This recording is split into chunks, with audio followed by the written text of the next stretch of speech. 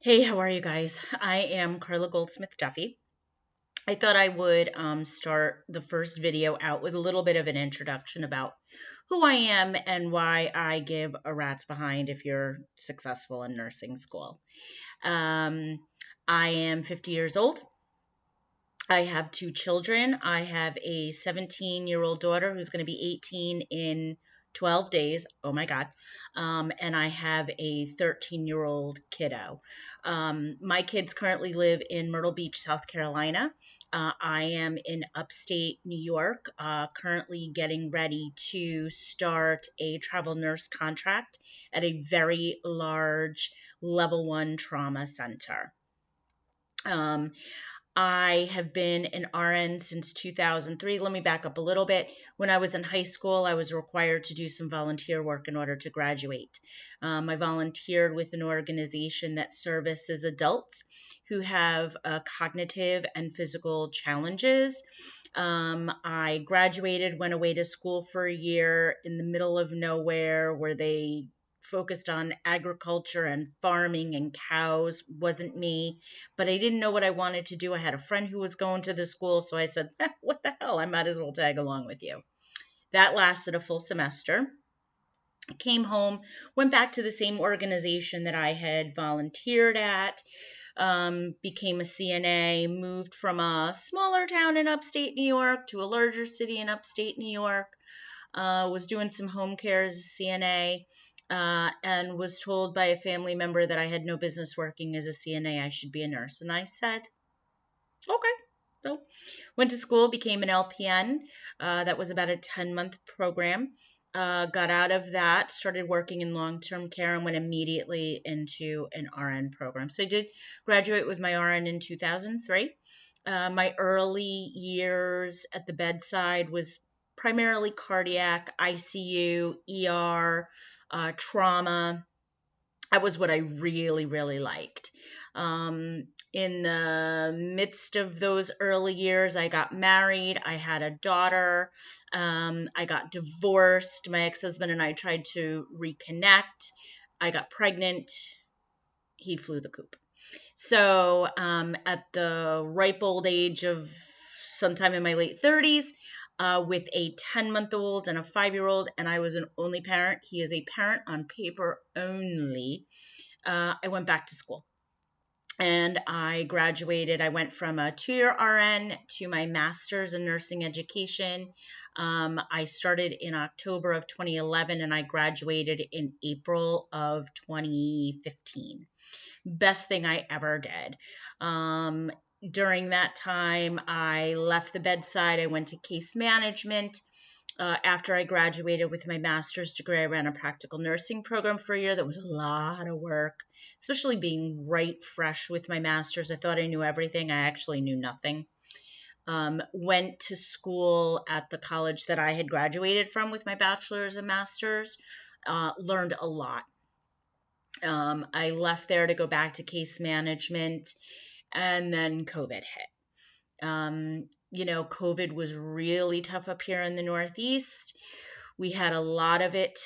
We had a lot of regulations. I was working in long term care, I was working in addictions. And finally, I landed a position as a quality and training analyst for a nurse for a healthcare insurance company. So I did that for 3 years. And then, my mental health really took a hit, from COVID. And so my kids are living with my sister in law in South Carolina right now, just temporarily, just so that I could sort of take a breather, focus on me, focus on my mental health for a little bit. My kids are thriving down there. My daughter got her GED. She finished high school early. My younger kiddo is taking a test so that they can go into honors classes. And the goal is that we'll be back together spring of next year so that my younger kiddo can go to high school where they really want to up in upstate New York. So that's kind of my story. So now, why do I give a rat's behind if you're successful? Well, because I've been a patient. My mom's been a patient. My father was a patient. I know a lot of people who are patients. And, unfortunately, we've had some of the best and some of the worst care. I want to be really clear that there is nothing wrong with being an LPN, and don't you ever, and I mean ever, let somebody make you feel poorly because you're only an LPN. You wear that badge proudly, okay? Because if you were only an LPN, people would be lining up out the door to become an LPN. It's not easy. LPNs are the technical nurses, right? They're the doers of care. They're the providers of care. And so when people ask what's the difference between an LPN and an RN, exactly that. An LPN is the doer of care, and the RN is the coordinator of care, right? A lot of LPNs who work in long-term care see the RN not necessarily doing things differently than what they do. And so a lot of LPNs go, oh, I could take the RN NCLEX and pass it with no trouble because I can dance circles around an RN.